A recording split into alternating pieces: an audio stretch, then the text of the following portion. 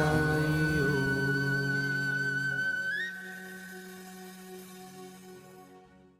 ఓం శ్రీ సాయినాథాయ నమః. శ్రీ సాయి సచ్చరిత్రము 28వ అధ్యాయము. బాబా తన భక్తులను షిరిడీకి రప్పించుకొనుట. లాలా లక్ష్మీచంద్, బుర్హన్పూర్ మహిళ, మేఘశ్యాముడు. బాబా తన భక్తులను షిరిడీకి రప్పించుట. శ్రీ సాయి అనంతుడు. చీమలు, పురుగులు మొదలుకొని బ్రహ్మ పర్యంతము సకల జీవులందు వసించును. వారు సర్వాంతర్యామి. వేదజ్ఞానమందు, ఆత్మ సాక్షాత్కార విధియందు వారు పారంగతులు. ఈ రెండింటిలో వారికి ప్రావీణ్యముండుచే వారి సద్గురువులు అనిపించుకుంటూ సమర్థులు. పండితులైనప్పటికీ శిష్యుల్ని ఎవరైతే ప్రేరేపించి ఆత్మ సాక్షాత్కారము కలిగించలేరో వారు సద్గురువులు కానేరరు. సాధారణంగా తండ్రి శరీరమును పుట్టించును, పిమ్మట చావు జీవితమును వెంబడించును. కానీ సద్గురువు చావు పుట్టుకలను రెంటినీ దాటింతురు. కాబట్టి వారు అందరికంటే దయార్థ హృదయాలు. సాయిబాబా అనేక సార్లు ఇట్లు నుడివిరి: నా మనుష్యుడు ఎంత దూరంలో ఉన్నప్పటికీ, 1000 క్రోసుల దూరంలో ఉన్నప్పటికీ పిచ్చుక కాళ్లకు దారము కట్టి ఇచ్చినట్లు అతన్ని షిరిడీకి లాగెదను. అటువంటి 3 పిచ్చుకల గురించి ఈ అధ్యాయంలో చెప్పుకుందాము. లాలా లక్ష్మీచంద్. అతడు మొట్టమొదటి రైల్వేలోను, అటు తర్వాత బొంబాయిలోని శ్రీ వెంకటేశ్వర ముద్రణాలయం నందును, తదుపరి యాలీ బ్రదర్స్ కంపెనీలోను గుమస్తాగా ఉద్యోగం చేసెను. 1910వ సంవత్సరంలో అతనికి బాబా సాంగత్యము లభించెను. శాంతాక్రజ్లో క్రిస్మస్ పండుగకు 2 మాసములకు పూర్వము స్వప్నములో గెడ్డముతో ఉన్న ఒక ముసలివాన్ని చుట్టూ భక్తులు గుంపులు కూడి ఉన్నట్లు చూసెను. కొన్నాళ్ల తర్వాత దాసగుని కీర్తన వినుటకు తన స్నేహితులకు దత్తాత్రేయ మంజునాథ్ బిజూరి ఇంటికి వెళ్ళెను. కీర్తన చేయనప్పుడు దాసగుని బాబా పటమును సభలో పెట్టుట ఆచారము.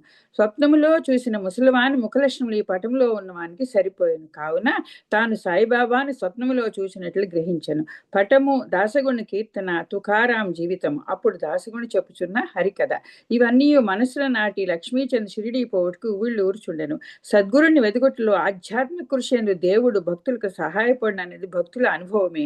ఆనాటి రాత్రి 8 గంటలకు అతని స్నేహితులకు శంకర్రావు వచ్చి తలుపు కొట్టి షిరిడీ వచ్చేదవా అని అడిగాను. అతని ఆనందమునకు అంతు లేకుండాను. షిరిడీ పోవాలని నిశ్చయించుకున్నాను. పినతండ్రి కొడుకు వద్ద 15 రూపాయలు అప్పు పుచ్చుకుని కావలసిన ఏర్పాట్లన్నీ చేసుకుని పిమ్మట షిరిడీకి పయనమైను. రైల్లో అతడును స్నేహితులకు శంకర్రావును భజన చేసిరి. సాయిబాబాను కూర్చి తోటి ప్రయాణికులను అడిగిరి. చాలా సంవత్సరం నుంచి షిరిడీలో ఉన్న సాయిబాబా గొప్ప యోగి పొంగవులని వారు చెప్పిరి. కోపర్గాం రాగానే అతడు బాబా కొరకు జామ పండ్లను కొనవలను అనుకున్నాను. కానీ ఆ గ్రామ పరిశ్రమలను, ప్రకృతి దృశ్యములను చూచి ఆనందించి ఆ విషయమును మరిచెను. షిరిడీ సమీపించుచుండగా వారికి సంగతి జ్ఞప్తికి వచ్చెను. అప్పుడే ఒక ముసలమ్మ నెత్తిపై జామ పండ్ల గంప పెట్టుకుని తమ గుర్రబండి వెంట పరిగెత్తుకుని వచ్చుచుండెను. అతడు బండి నాపి కొన్ని ఎంపుడు పండ్లను మాత్రమే కొనెను. అప్పుడు ఆ ముసలమ్మ తక్కిన పండ్లను కూడా తీసుకుని తన పక్షమున బాబాకు అర్పితం చేయడని కోరెను. జామ పండ్లను కొనవలన అనుకొనుట, ఆ విషయమే మరుచుట, ముసలమ్మను కలుసుకొనుట, ఆమె భక్తి, ఇవన్నీ ఇద్దరికీ ఆశ్చర్యమును కలుగచేసెను. ఆ ముసలమ్మ తాను స్వప్నములో చూసిన ముసలివాని బంధువై ఉండవచ్చును అనుకొను. అంతలో బండి బయలుదేరును. వారు మసీదుపై జెండాలను చూసి నమస్కరించిరి. పూజా సామాగ్రితో మసీదుకు వెళ్లి బాబాను ఉచిత రీతిని పూజించిరి. లక్ష్మీచంద్ మనస్సు కరిగెను. బాబాను చూచి చాలా సంతసించెను. సువాసనగా తామర పువ్వును భ్రమరము చూచి సంతసించినట్ల బాబా పాదములు చూచి సంతసించెను. అప్పుడు బాబా ఇట్లను: టక్కరివాడు దారిలో భజన చేయను, నన్ను గూచి ఇతరులను విచారించుచుండెను. ఇతరులను అడగనేలా, మన కండ్లతోడ సమస్తము చూడవలను. ఇతరులను అడగవలసిన అవసరమేమి? నీ స్వప్నము నిజమైనదా కాదా అని ఆలోచించుము. మార్వాడి వద్ద 15 రూపాయలు అప్పు తీసుకుని షిరిడీ దర్శనంకి చేయవలసిన అవసరమేమి? హృదయములోని కోరిక ఇప్పుడైనా నెరవేరినదా? ఈ మాటలు విని బాబా సర్వజ్ఞతమునకు లక్ష్మీచంద్ ఆశ్చర్యపడను. బాబాకి సంగతులన్నీ ఎట్లు తెలుసునని అతడు ఆశ్చర్యపడను. ఇందులో ముఖ్యముగా గమనింపదగినది, బాబా దర్శనం కొరకు కానీ, సెలవు రోజు అనగా పండగ దినము గడుపుటకు కానీ, తీర్థయాత్రకు పోవటకు కానీ అప్పు చేయరాదని బాబా అభిప్రాయము. సాంజా ఉప్మా. మధ్యాహ్న భోజనంలో కూర్చున్నప్పుడు లక్ష్మీచంద్కు ఒక భక్తుడు సాంజాను ప్రసాదంగా ఇచ్చెను. అది తిని లక్ష్మీచంద్ సంతసించెను. ఆ మరుసటి దినము కూడా దాన్ని ఆశించెను. కానీ ఎవరునూ సాంజా తేలేదు. లేదు. అతడు సాంజాకై కనిపెట్టుకుని ఉండెను. 3వ రోజు హారతి సమయమందు బాపు సాహెబ్ జోగి ఏమి నైవేద్యం తీసుకురావాలని బాబాను అడిగాను. సాంజా తీసుకురమ్మని బాబా చెప్పాను. భక్తులు 2 కుండల నిండా సాంజా తెచ్చిరి. లక్ష్మీచంద్రు చాలా ఆకలితో ఉండెను. అతని వీపు నొప్పిగా ఉండెను. బాబా ఇట్లన్ను, నీవు ఆకలితో ఉండుటే మేలైనది, కావలసినంత సాంజా తినుము, నీ వీపు నొప్పికి ఏదైనా ఔషధం తీసుకుని. బాబా తన మనస్సును కనుగొన్న లక్ష్మీచంద్రు రెండోసారి ఆశ్చర్యపడిను. బాబా ఎంత సర్వజ్ఞుడు, దోషదృష్టి. ఆ సమయమునే లక్ష్మీచంద్రు చావడి ఉత్సవమును చూచెను. అప్పుడు బాబా దగ్గుచే బాధపడుచుండెను. ఎవరిదో దోషదృష్టి ప్రసరించుడిచే బాబాకు బాధ కలిగెను అనుకొను. ఆ మరుసటి ఉదయం లక్ష్మీచంద్రు మసీదుకు పోగా బాబా శ్యామతో ఇట్లను, ఎవరిదో దోషదృష్టి నాపై పట్టుచే నేను బాధపడుచున్నాను. ఇట్లు లక్ష్మీచంద్రు మనస్సులో ఏమి భావించుచుండెనో అది అంతయు బాబా వెల్లడి చేయుచుండెను. ఈ విధముగా సర్వజ్ఞతకు కారుణ్యమునకు కావలసిన నిదర్శనం కని లక్ష్మీచంద్రు బాబా పాదములపై పడి, మీ దర్శనం వలన నేనెంతో సంతోషించితిని. ఎల్లప్పుడూ నా యందు దయాదాక్షిణ్యములు చూపి నన్ను రక్షింపుము. నాకు ఈ ప్రపంచములో మీ పాదములు తప్ప ఇతర దైవం లేదు. నా మనస్సు ఎల్లప్పుడూ మీ పాదపూజ యందును మీ భజన యందును ప్రీతి చెందును గాక. మీ కటాక్షముచే నన్ను ప్రపంచ బాధల నుంచి కాపాడుదురుగాక. నేనెల్లప్పుడూ మీ నామమునే జపించుతూ సంతోషంతో ఉందును గాక అని ప్రార్థించను. బాబా ఆశీర్వాదమును ఊదీ ప్రసాదములను పుచ్చుకుని లక్ష్మీచంద్రు సంతోషంతో తృప్తితో స్నేహితులతో కలిసి ఇంటికి తిరిగి వచ్చెను. దారిలో బాబా మహిమలను కీర్తించుచుండెను. సదా బాబాకు నిజమైన భక్తుడిగా ఉండెను. షిరిడీకి పోవు పరిస్థితుల ద్వారా పూలమాలలు కర్పూరము దక్షిణ పంపుచుండెను. బుర్హాన్పూర్ మహిళ. ఇంకొక పుచ్చిక భక్తురాలు వృత్తాంతము చూచెదము. బుర్హాన్పూర్లో ఒక మహిళకు సాయి స్వప్నములో కనబడి గుమ్మము వద్దకు వచ్చి తినుట కిచిడీ కావాలి నన్ను. మేల్కొని చూడగా తన ద్వారం వద్ద ఎవరూ లేకుండ్రి. చూచిన దృశ్యంకి చాలా సంతసించి ఆమె అందరికీ తెలియచేసెను. తన భర్తకు కూడా తెలుపును. అతడు పోస్టాఫీసులో ఉద్యోగం చేయుచుండెను. అతన్ని అకోలాకు బదిలీ చేసిరి. భార్యాభర్తలు షిరిడీకి పోవ నిశ్చయించుకుని ఒక శుభదినమందు షిరిడీకి బయలుదేరి మార్గమధ్యమున గోమతీ తీర్థమును దర్శించి షిరిడీకి చేరి అచట 2 మాసములు నుండ్రి. ప్రతిరోజు మసీదుకు పోయి బాబాను దర్శించి పూజించి మిక్కిలి సంతసించుచుండ్రి. వారు బాబాకు కిచిడీ ప్రసాదం నర్పించవలనని షిరిడీకి వచ్చిరి. కానీ అది 14 రోజుల వరకు తటస్థించలేదు. ఆమెకు కాలయాపన ఇష్టం లేకుండెను. 15వ రోజు ఆమె కిచిడీతో మసీదుకు 12 గంటలకు వచ్చెను. మసీదులో అందరూ భోజనమును కూర్చుండ్రి కనుక తెరవేసి ఉండెను. తెరవేసి ఉండినప్పుడు ఎవరూ లోపల ప్రవేశించుటకు సాహసించరు. కానీ ఆమె నిలవలేకపోయాను. ఒక చేత్తో తెర పైకెత్తి లోపల ప్రవేశించను. బాబా ఆనాడు కిచిడీ కొరకు కనిపెట్టుకుని ఉన్నట్లు తోచెను. ఆమె కిచిడీ అచడి పెట్టగానే బాబా సంతసంతో ముద్ద మీద ముద్ద బ్రింగుటకు ప్రారంభించను. బాబా ఆతృతను చూసి అందరూ ఆశ్చర్యపడ్రి. ఈ కిచిడీ కథను విన్నవారు బాబాకు తన భక్తులపై అసాధారణ ప్రేమ ఉండునంటను విశ్వసించిరి. మేఘశ్యాముడు. ఇక అన్నిటికంటే పెద్దదైన 3వ పిచ్చి గురించి వినుడు. విరగాం నివాసియగు మేఘశ్యాముడు హరివినాయక్ సాటే గారు వంట బ్రాహ్మణుడు. అతడు అమాయకుడైన చదువురాని శివభక్తుడు. ఎల్లప్పుడూ శివ పంచాక్షరి ఓం నమ శివాయ జపించువాడు. అతనికి సంధ్యావందనం కానీ గాయత్రీ మంత్రం కానీ తెలియకుండాను. సాటే గారికి వీని యందు శ్రద్ధ కలిగి గాయత్రీ మంత్రంతో సంధ్యావందనము నేర్పించిరి. సాయిబాబా శివుని అవతారమని సాటే అతనికి బోధించి షిరిడీకి ప్రయాణం చేయించును.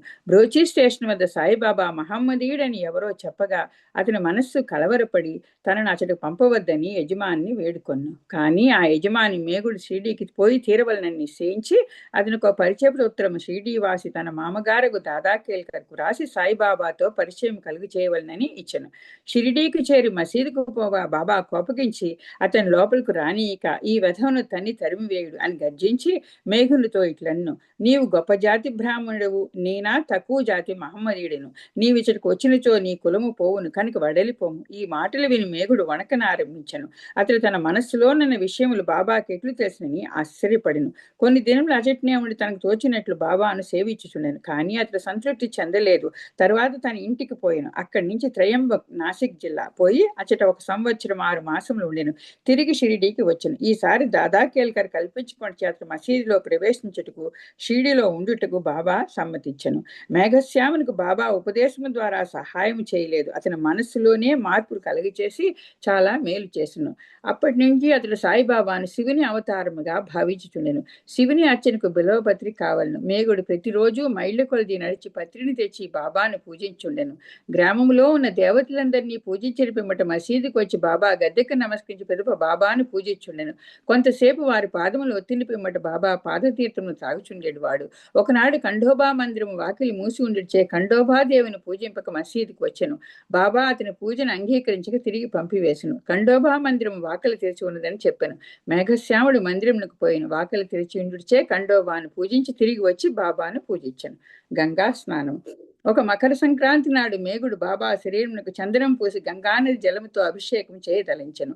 బాబాకు అది ఇష్టం లేకుండాను, కానీ అతడు అనేక సార్లు వేడుకొనగా బాబా సమ్మతించెను. మేఘశ్యాముడు రాను పోను 8 కోసులు దూరం నడిచి గోమతీ నదీ తీర్థం తేవలసి ఉండెను. అతడు తీర్థం తెచ్చి యత్నములన్నీ చేసుకుని బాబా వద్దకు 12 గంటలకు వచ్చి స్నానమునకు సిద్ధముగా ఉండమను. బాబా తనకు అభిషేకం వలదనియు పకీరగుడిచే గంగాజలంతో ఎట్టి సంబంధము లేదని చెప్పాను. కానీ మేగుడు వినలేదు. శివునికి అభిషేకం ఇష్టం కనుక తనకు శివుడైన బాబాకు అభిషేకం చేసి తీరవలనని పట్టుబట్టెను. బాబా సమ్మతించి క్రిందకి దిగి పీటపై కూర్చుండి తల ముందుకు సాచి ఇట్లన్ని, ఓ మేఘ, ఈ చిన్న ఉపకారం చేసి పెట్టుము. శరీరమునకు తల ముఖ్యము కావున తలపైనే నీళ్లు పోయము. శరీరం అంతటిపైన పోసినట్లు అగును. అట్లే చేరినని మేఘశ్యాముడు ఒప్పుకుని నీళ్లకుండను పైకెత్తి తలపై పోయే యత్నించను. కానీ భక్తి పారవశ్యమున హరగంగే హరగంగే అని చూసి శరీరం అంతటిపై నీళ్లు పోసెను. కుండనొక పక్కకు పెట్టి బాబా వైపు చూసెను. వాని ఆశ్చర్యానందములకు మేరలేదు. బాబా తల మాత్రమే తడిసి శరీరం అంతయు పొడిగా ఉండెను. త్రిశూలము లింగము. మేఘశ్యాముడు బాబాను 2 చోట్ల పూజించుండెను. మసీదులో బాబాను స్వయముగా పూజించుండెను. వాడాలో నానాసాహెబ్ చాందోర్కర్ ఇచ్చిన పటమును పూజించుండెను. ఈ ప్రకారము 12 నెలలు చేసెను. వాని భక్తికి మెచ్చుకుని తెలుపుటకు బాబా అతనికి దృష్టాంతము చూపెను. ఒకనాడు వేకువజామున మేగుడు తన శయ్యపై పండుకొని కండ్లు మూసినప్పటికీ లోపల ధ్యానం చేయుచు బాబా రూపమును చూచెను. బాబా అతనిపై అక్షతలు చల్లి, మేఘ, త్రిశూలమును గీయము అని చెప్పి అదృశ్యుడైన. మేగుడు బాబా మాటలు విని ఆతురతో కండ్లు తెరిచెను. బాబా కనిపించలేదు, కానీ అక్షతలు అక్కడక్కడ పడి ఉండెను. బాబా వద్దకు పోయి చూసిన దృశ్యంని కూర్చి చెప్పి త్రిశూలంని గీటుకు ఆజ్ఞ ఇమ్మనను. బాబా ఇట్లనెను, నా మాటలు వినలేదా? త్రిశూలంని గీయమంటిని. అది దృశ్యము కాదు, స్వయముగా వచ్చి నేనే చెప్పితిని. నా మాటలు పొల్లు కావు, అర్థవంతములు. మేగుడు ఇట్లు పలికెను, మీరు నన్ను లేపినట్లు భావించి తిని తలుపులన్నీ వేసి ఉండిచే అది దృశ్యం అనుకుంటుంది. బాబా తిరిగి ఇట్లు జవాబిచ్చాను, ప్రవేశించుటకు నాకు వాకిలి అవసరం లేదు, నాకు రూపము లేదు, నేను అన్ని చోట్ల నివసించుచున్నాను. ఎవరైతే నన్నే నమ్మి నా ధ్యానమునందే మునిగి ఉందిరో వారి పనులన్నీ సూత్రధారిని నేనే నడిపించెదను. మేగుడు వాడాకు తిరిగి వచ్చి బాబా పటం వద్ద గోడపై త్రిశూలం ఎర్ర రంగుతో గీసెను. ఆ మరుసటి దినం ఒక రామదాసి భక్తుడు పూనా నుంచి వచ్చి బాబాకు నమస్కరించి ఒక లింగమును సమర్పించెను. అప్పుడే మేగుడు కూడా ఆచటికి వచ్చెను. బాబా ఇట్లను, చూడు, శంకరుడు వచ్చినాడు, జాగ్రత్తగా పూజింపుము. మేగుడు త్రిశూలంని గీసిన వెంటనే లింగం వచ్చుట కాంచెను. అతడు ఆశ్చర్యపడుచుండగా మేఘశ్యాముడు వచ్చి బాబా తనకు లింగం కానుగ్గా ఇచ్చినని చూపెను. దీక్షిత్ దాన్ని చూసి సరిగా అది ధ్యానములో కనబడిన దాని వలె ఉన్నదని సంతసించెను.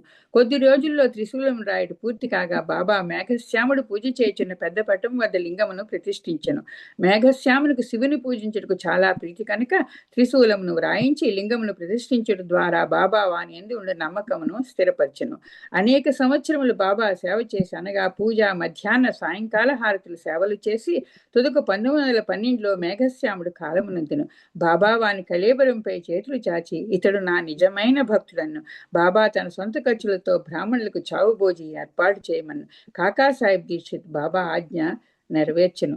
28వ అధ్యాయము సంపూర్ణం. సద్గురు శ్రీ సాయినాథార్పణమస్తు. శుభం భవతు. ధన్యవాదాలండి.